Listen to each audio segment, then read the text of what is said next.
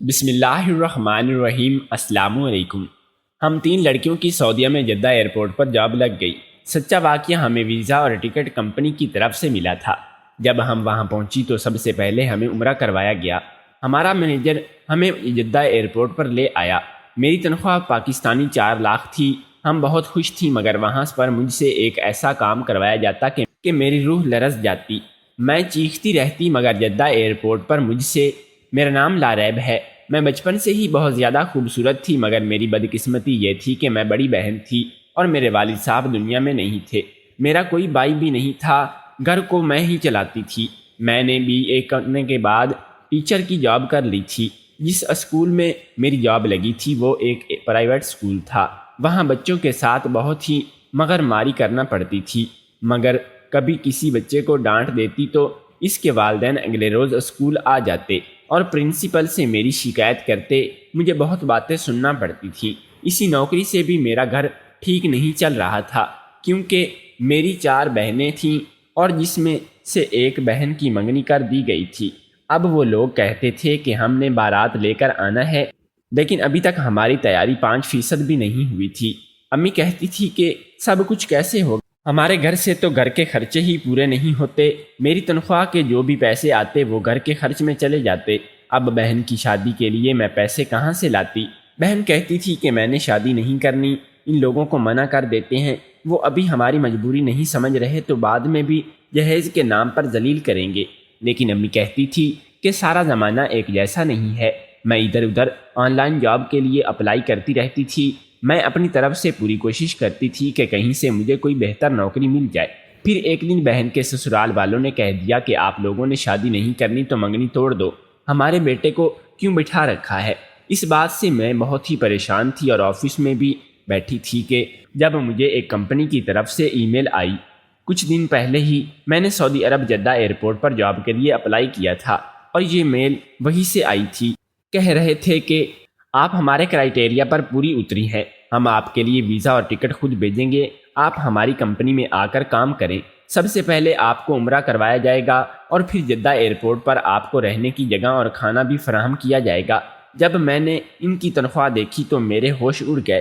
وہ پاکستانی 4 لاکھ بنتی تھی۔ اتنے پیسے تو میں نے پچھلے 3 سال میں بھی نہیں کمائے تھے۔ میں بہت خوش ہو گئی۔ یہ ان لوگوں کی طرف سے اپارٹمنٹ لیٹر تھا، کوئی مذاق نہیں تھا۔ میری تو زندگی بدل جانی تھی۔ انہوں نے نمبر بھی دیا تھا۔ میں نے نمبر پر کال کر کے سب کچھ پوچھا۔ انہوں نے کہا کہ آپ کی CV بہت ہی مضبوط ہے، ہمیں اس کام کے لیے ایسی ہی لڑکی کی تلاش تھی۔ میں بہت زیادہ خوش تھی، لیکن سعودیہ جانا گھر والوں کو چھوڑنا کوئی آسان بات نہیں تھی۔ گھر جا کر جب میں نے امی کو بتایا تو انہوں نے کہا کہ کوئی ضرورت نہیں ہے گھر سے جانے کی، اتنے بھی ہمارے برے دن نہیں آ گئے کہ تمہیں ہم کام کے لیے 7 سمندر پار بھیج دیں۔ بندہ پوچھے وہاں پر تم کیسے رہو گی؟ پھر جو خاندان والے باتیں کریں گے، ان باتوں کا جواب کون دے گا؟ اکیلی جوان لڑکی کو وہاں بھیج دیا اکیلے۔ میری امی نے تو صاف انکار کر دیا۔ مجھے ڈھیر سارے لیکچر بھی سنائے، لیکن میں نے آخر میں کہا کہ میری تنخواہ پاکستانی 4 لاکھ ہوگی۔ امی حیران رہ گئی، کہنے لگی دنیا کا کام ہے بولنا، دفع کرو لوگوں کو۔ لوگوں کا تو کام ہی یہی ہے، دوسروں کی برائیاں کرنا۔ بیٹی لاریب، اتنی اچھی تنخواہ تمہیں پاکستان میں کبھی نہیں ملے گی۔ تم وہاں پر چلی جاؤ۔ اور پھر انسان اپنا ماحول تو خود بناتا ہے۔ انسان خود برا نہ ہو تو اس کے ساتھ کوئی بھی برا نہیں کر سکتا۔ میں حیران بھی تھی کہ کیسے امی نے اپنا بیان بدل لیا تھا، جیسے TV چینل بدلتے ہیں۔ لیکن وہ بیچاری بھی کیا کرتی، وہ صرف میری ماں تو نہیں تھی، 4 بہنیں بیٹیاں تھیں۔ گھر میں اور ایک بہن کے لیے اتنا اچھا رشتہ آیا تھا، لیکن وہ ہاتھ سے نکل جانا تھا۔ دوسری بہن کی منگنی ٹوٹنے والی تھی۔ مجھے پتا تھا کہ مجھے ہی کچھ نہ کچھ کرنا ہے، ہمیں بچانے کے لیے اور کوئی نہیں آنے والا تھا۔ مجھے اکیلے رہنے سے کوئی مسئلہ نہیں تھا اور کام کرنے کی مجھے عادت تھی، لیکن یہ بات اپنی جگہ بہت بڑی تھی کہ لوگ باتیں بنائیں گے۔ امی نے کہا کہ ہم لوگوں کا منہ بند کر لیں گے، جب اس گھر میں پیسے آنا شروع ہو جائیں گے تو پھر کوئی کچھ نہیں بولے گا۔ میری امی بھی دراصل کافی پڑھی لکھی تھی، لیکن شادی کے بعد ان کو میرے ابا نے نوکری نہیں کرنے دی تھی۔ پھر جب میری امی کو ایک بہت ہی اچھی نوکری مل گئی، وہ جب اپنے گھر میں پیسے لانے لگی تو ابا نے کہا کہ یہ تمہارے فضول کی باتیں ہوتی ہیں کہ عورت باہر نہ نکلے۔ عورت باہر نکل کر بے شک جاب کرے، کوئی مسئلہ نہیں۔ امی کہتی ہیں کہ یہ لوگ کہتے ہیں کہ ہم نے عورتوں کی کمائی نہیں کھانی، عورتوں کو نوکری نہیں کرنے دینی۔ جب ان کے ہاتھوں میں پیسے آنے شروع ہو جائیں تو وہ لوگ یہ سب کچھ بھول جاتے ہیں۔ یہ بات بہت تلخ ہے لیکن یہ حقیقت، اسی لیے تمہیں پریشان ہونے کی ضرورت نہیں ہے۔ میں نے امی کی بات مان لی، بہنوں سے ملی، مجھے ویزا بھی مل گیا تھا۔ تھوڑے بہت پیسے تھے جو میں نے اپنے پاس رکھے، مجھے کپڑے بھی نئے لینے پڑے تھے۔ میں نے اپنی تیاری کر لی تھی، سارا سامان پیک کر لیا تھا۔ ان لوگوں کا یہیں پر ہی ایک آفس تھا، وہاں جا کر میں نے مزید ساری معلومات لی اور 15 دن کے اندر ہی میں سعودی عرب کے لیے روانہ ہو گئی۔ امی نے مجھے اس طرح رخصت کیا جیسے میری رخصتی ہو رہی ہو۔ وہ میرے لیے پریشان بھی تھیں کہ کیا کر سکتی تھیں، قربانی دینے کے لیے ہی میں ہی موجود تھی۔ باقی بہنیں تو پڑھنے سے ہی انکار کر دیا تھا، صرف 2 چھوٹی بہنیں ہی پڑھ رہی تھیں جنہوں نے پڑھنے سے انکار کیا تھا۔ ان کو شادی کا بہت شوق تھا، کہتی تھیں کہ بس ہماری شادی کر دو تاکہ ہم اپنے گھر کی ہو جائیں، اس سے بھی ہمارا کھانا پینا اور اس گھر کا بوجھ کم ہو جائے گا، ہماری اپنی زندگی ہوگی، اپنے گھر میں عزت سے بیٹھ جائیں گی۔ ایک طرف سے بات تو ان کی بھی ٹھیک تھی، لیکن آج کل شادی کرنا کون سا آسان کام تھا۔ لیکن اگر میں مہینے کے 4 لاکھ گھر بھیجوں گی تو پھر سب کچھ بآسانی ہو جائے گا۔ اس دن میں بہت زیادہ خوش تھی، اللہ تعالیٰ کا شکر بھی ادا کر رہی تھی۔ جب ہم لوگ سعودی عرب پہنچے تو اسی کمپنی کی گاڑی ہمیں نظر آئی جس نے ہمیں ریسیو کیا، ہماری بہت عزت کی، ہمیں پھولوں کے ہار پہنائے گئے۔ میرے لیے ساتھ 3 لڑکیاں اور بھی تھیں، ہم چاروں کو سب سے پہلے عمرہ کروایا گیا۔ ہم 4 خوش قسمت لڑکیاں تھیں جو یہاں پہنچی تھیں، لیکن میں حیران اس بات پر تھی کہ جس جگہ میری نوکری لگی تھی ان لڑکیوں نے وہاں پر کام نہیں کرنا تھا، وہ لوگ ان کو کہیں اور لے گئے۔ انہوں نے کہا کہ ہماری جدہ ایئرپورٹ کے علاوہ بہت ساری برانچیں ہیں، اسی لیے دوسری برانچوں میں یہ لڑکیاں کام کریں گی۔ جدہ ایئرپورٹ کے ساتھ ہوٹل میں مجھے انہوں نے ایک چھوٹا سا کمرہ بھی دیا، جہاں پر ایک الماری لگی ہوئی تھی اور ایک بیڈ تھا، بیٹھنے کے لیے ٹیبل کرسی موجود تھی، اندر ہی باتھ روم بھی تھا۔ انہوں نے کہا کہ آپ یہیں پر رہیں گی۔ کمرہ کافی چوڑا تھا لیکن میں نے خود ہی تو رہنا تھا نہ، وہاں پر کون سا پورا خاندان بسانا تھا۔ اس کے علاوہ مجھے ناشتہ، دوپہر کا کھانا اور رات کا کھانا ملتا تھا۔ کھانا کھانے میں کوئی تنگی نہیں تھی، بہت ہی مزے کا کھانا تھا اور آپ جتنا چاہیں کھا سکتی ہیں، لیکن میں کھانا کھانے کی زیادہ شوقین نہیں تھی۔ میں بہت ہی دبلی پتلی تھی، میری عمر 26 سال کی تھی، میں 21-22 سال کی تھی، خوبصورت بھی بہت تھی، اسی لیے پہلے والی نوکری بھی مجھے میری شکل کی وجہ سے ہی ملی تھی، کیونکہ آج کل چاہے کوئی آفس ہو یا سکول، کوئی بھی ایسی جگہ ہو، لوگ خوبصورت چہروں کو زیادہ ترجیح دیتے ہیں تاکہ لوگ دیکھیں تو سمجھیں کہ یہاں پر تو بڑے بڑے خوبصورت اور پڑھے لکھے لوگ کام کر رہے ہیں۔ عجیب بات ہے کہ خوبصورت انسان شکل سے پڑھا لکھا بھی لگتا ہے، بھلا اسے اردو بھی نہ ہوتی ہو تو، اور ایک مناسب شکل صورت کا انسان، یا پھر یوں کہہ لیں کہ بدصورت انسان، چاہے اس نے PhD کر رکھی ہو لیکن وہ شکل سے ان پڑھ لگتا ہے۔ یہ ہمارے معاشرے کا معیار ہے جو بالکل بھی ٹھیک نہیں ہے، لیکن یہ زندگی اور معاشرے کا حصہ ہے، اس کے ساتھ چلنا پڑتا ہے۔ 2 ہفتے تک میں نے جدہ ایئرپورٹ پر آفس کا کام بہت ہی آسانی سے کیا۔ مجھے فائل دی جاتی اور کہا جاتا کہ اس میں بڑے بڑے لوگوں جو جدہ ایئرپورٹ سے دوسرے ملک جاتے ہیں ان کے نام لکھنے ہیں، نام کی ترتیب سے ایک لسٹ بنا دو۔ یہ کام تو بہت زیادہ آسان تھا، مجھے پہلے مہینے کی تنخواہ بھی مل گئی تھی، جس میں سے میں نے کافی سارے پیسے امی کو بھیج دیے۔ امی کو کال کی تو وہ بہت ہی زیادہ خوش ہوئی، انہوں نے کہا کہ آج ہی منی آرڈر ملا ہے اور میں سوچ رہی ہوں کہ تیری بہن کی شادی کی تاریخ دے دوں، لیکن پھر تو واپس کب آئے گی؟ میں نے امی کو کہا کہ میں جلدی واپس نہیں آؤں گی، آپ بہن کی شادی کر دیں۔ میں نے آپ کو آنے سے پہلے یہ بات نہیں بتائی تھی، لیکن اب میں 1 سال سے پہلے واپس نہیں آ سکتی اور میں اپنی بہن کی شادی میں شریک نہیں ہو سکتی۔ کم سے کم اس کی خوشیاں تو مل جائیں گی، نہ کوئی پوچھے گا تو کہہ دیجیے گا کہ لاریب کا چھٹی نہیں ملی اور اسی لیے وہ نہیں آ سکی۔ اس میں کوئی جھوٹ بھی نہیں ہے۔ امی نے کہا بات تو تیری بڑی عجیب ہے، لیکن کیا کریں؟ میں نے کہا آپ یہ پیسے شادی کے لیے رکھیں، اگلے مہینے میں پھر بھیجوں گی۔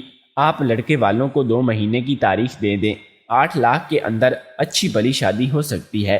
امی نے کہا ہاں ٹھیک ہے، تو بالکل ٹھیک کہہ رہی ہے۔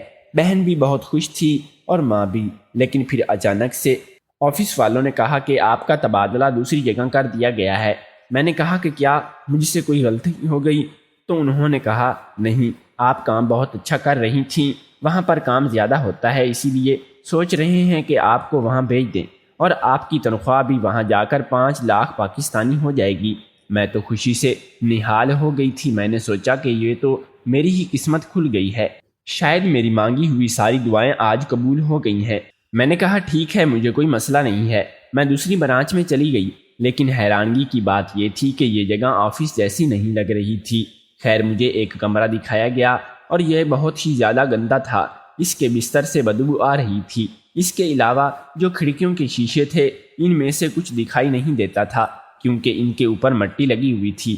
میں حیران تھی کہ یہ جگہ چھوٹی سی ہے اور صاف ستھرائی بھی بالکل نہیں ہے، اور آفس والوں نے تو کہا تھا کہ یہ ایک بڑا آفس ہے، لیکن یہاں پر تو حالات ہی نہیں تھے کہ یہ کمرہ رہنے کے قابل بھی نہیں تھا۔ سوچا کہ میں مینیجر سے کہتی ہوں کہ مجھے کوئی صاف کمرہ دے دیا جائے، لیکن میرے قدموں تلے سے زمین نکل گئی۔ جب میں نے دروازے کو کھولنے کی کوشش کی تو وہ کھلا ہی نہیں۔ مجھے احساس ہوا کہ دروازے کو باہر سے لاک کر دیا گیا ہے، شاید کسی نے غلطی سے کر دیا تھا، لیکن میں بہت گھبرا گئی تھی۔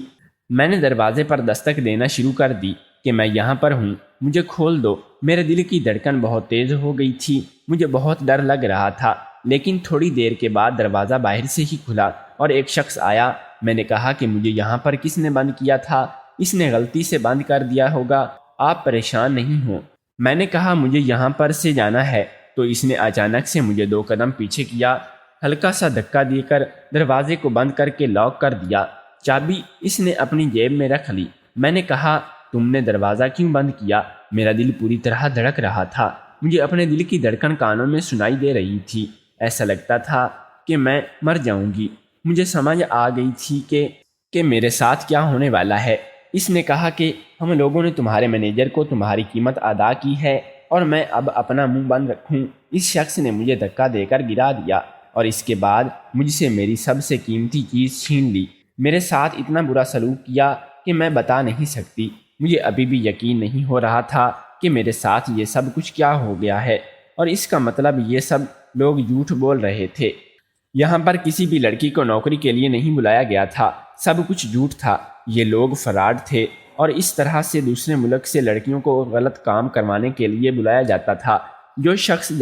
وہ شخص جاتے میری ہتھیلی پر پیسے بھی رکھ کر چلا گیا جو پاکستانی 2 لاکھ روپے بنتے تھے۔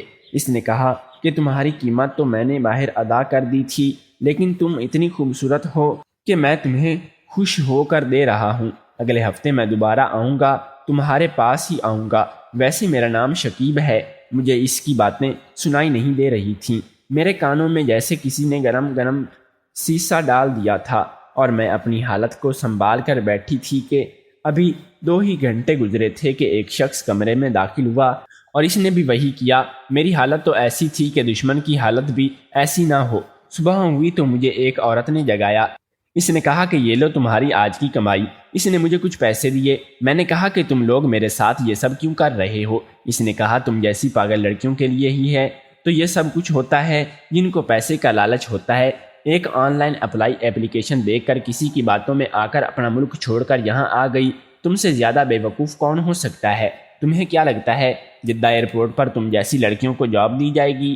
پاگل لڑکی، وہ سب ایک ڈرامہ تھا، اور وہاں پر جن لوگوں کی لسٹ تم روز بتاتی تھی وہ گاہکوں کی لسٹ تھی، اور وہ سب تمہارے پاس ہی آئیں گے، اور تم نے اس پر اپنے سائن بھی کر دیے تھے کہ یہ کام میں اپنی رضامندی سے کر رہی ہوں۔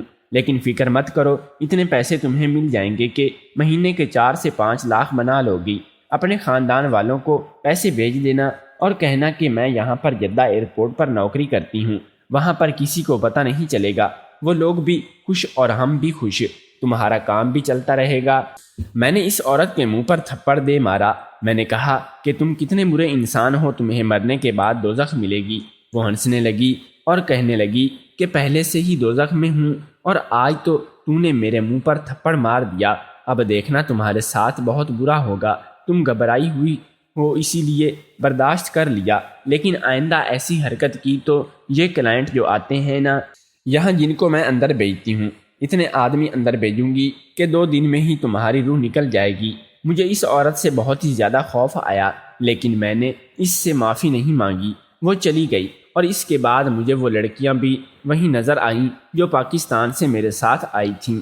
ان کا کہنا تھا کہ ہمارے ساتھ بھی یہ سب کچھ ہوا ہے، یہ بہت خطرناک لوگ ہیں اور یہ گینگ بہت ہی برا ہے، ہم ان کو نہیں روک سکتے، ہماری زندگی اب یہاں پر پھنس گئی ہے، اور وہ سب بھی میری طرح مجبور تھیں۔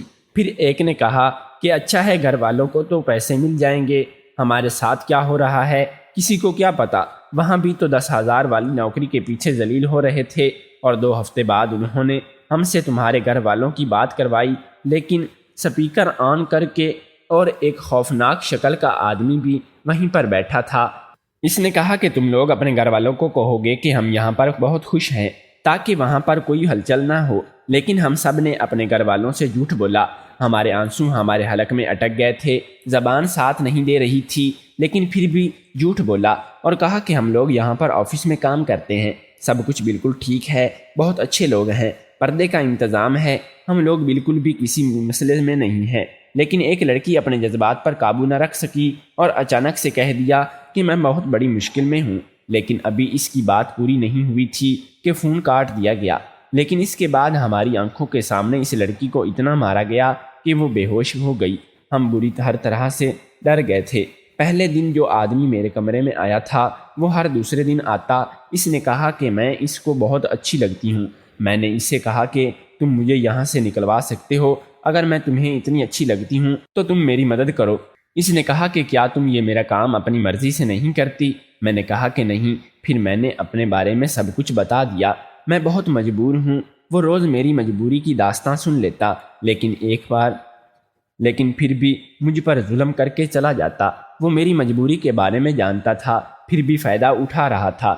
3-4 مہینے اسی طرح گزر گئے، گھر والوں کو پیسے مل رہے تھے، ایک بہن کی شادی ہو گئی، دوسری کا نکاح کر دیا، رخصتی 6 مہینے بعد رکھی گئی۔ امی کہتی تھی کہ اب تو آئے گی تو دوسری بیٹی کی رخصتی کروں گی تاکہ تو بھی شادی میں شامل ہو جائے، تو میں بہت ہی ڈری ہوئی تھی، میں ان کو کچھ بتا نہیں پائی، اگر بتا دی بھی دیتی تو کیا بتاتی کہ ان کی بیٹی کے ساتھ یہ سب کچھ ہوتا ہے، وہ جیتے جی مر جاتی۔ ایک دن شکیب نے مجھے کہا کہ ٹھیک ہے، میں تمہیں یہاں سے لے جاتا ہوں، لیکن اس کے بعد اگر یہ لوگ تیرے پیچھے آئے تو پھر میں ذمہ دار نہیں ہوں گا، میں کہہ دوں گا کہ میں تجھے اپنے ساتھ لے گیا تھا اور تو بھاگ گئی۔ میں حیران رہ گئی کہ بالآخر اس نے میری مدد کرنے کا فیصلہ کر لیا تھا اور اس موقع سے فائدہ اٹھانا چاہتی تھی۔ اس نے میرا ٹکٹ اور سارے انتظامات کروا کر مجھے جہاز میں بیٹھنے کا راستہ دکھایا اور کہا کہ بس اب تم یہاں سے بھاگ جاؤ ورنہ ساری زندگی تمہیں یہیں سڑتی رہو گی۔ شکیب بھی پاکستان کا رہنے والا تھا، مگر کام کی وجہ سے کئی سال سے یہاں پر اکیلا رہ رہا تھا، اس کی بیوی اور اس کے بچے پاکستان میں تھے۔ خیر، میں نے اس کا بہت شکریہ ادا کیا۔ اس نے کہا کہ کس لیے؟ میں نے کہا کہ تم نے مجھ پر بہت بڑا احسان کیا ہے، وہ لوگ تو مجھے وہاں پر تو اسی لیے لے گئے تھے، اور میں بے وقوف جو پیسوں کی لالچ میں یہاں آ گئی تھی کہ ہاں کہاں پگلی تو بڑی خوبصورت ہے، میں پہلے سے ہی شادی شدہ ہوں ورنہ تجھ سے شادی کر لیتا۔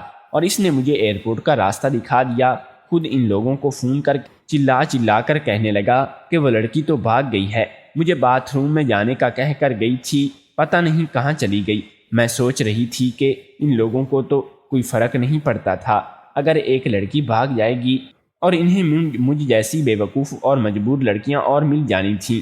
خیر، میں پاکستان واپس آ گئی، پولیس والوں کو سب کچھ بتا دیا، ہر اپنے خاندان والوں کو یہ سب کچھ نہ بتایا۔ جب امی نے کہا کہ اتنی اچھی نوکری چھوڑ کر کیوں آئی گئی ہو، اب میں ان کو کیا بتاتی کہ میں وہاں پر کیا کر رہی تھی۔ امی کی باتیں سنتی رہتی تھی، 4 لاکھ کی نوکری چھوڑ کر آ گئی ہے، یہ لڑکی پاگل ہے، اب اس گھر کو کیا ہوگا۔ واقعی مجھ سے اتنی ہمت نہیں تھی کہ گھر چلا سکوں، لیکن پھر بھی خود کو کسی طرح سنبھال کر رکھا، ایک چھوٹی موٹی نوکری کر لی۔ میری امی مجھے پورا دن تانے دیتی رہتی تھی کہ لیکن وہ نہیں جانتی تھی کہ میرے ساتھ کتنا برا ہوا ہے، اسی لیے میں خاموش رہتی ہوں اور ان کو بتاتی بھی نہیں ہوں، مگر وہ میرا بہت ہی دل جلاتی ہیں۔ لیکن میری قسمت میں شاید یہی لکھا تھا، اب میں یہاں پر 25,000 والی نوکری کرتی ہوں اور امی کو کہتی ہوں کہ اسی میں گزارا کریں، مگر ہر وقت مجھ سے امی لڑتی رہتی تھی کہ دنیا میں سب کچھ پیسہ ہی ہوتا ہے، پیسے کے علاوہ آپ کی کوئی عزت نہیں کر سکتا۔ میں سوچتی ہوں کہ سب کچھ تو امی کو بتا دوں، شاید انہیں میری حالت پر رحم آ جائے۔ میں وہاں پر کتنے ظلم سہ کر آئی ہوں، اور اب آپ لوگ ہی بتائیں کہ مجھے کیا کرنا چاہیے۔ امی کو ساری بات بتا دینی چاہیے یا ساری زندگی اسی طرح گزارنی چاہیے؟ اگر سٹوری اچھی لگی ہو تو کمنٹ کر کے ضرور بتائیے گا۔ شکریہ۔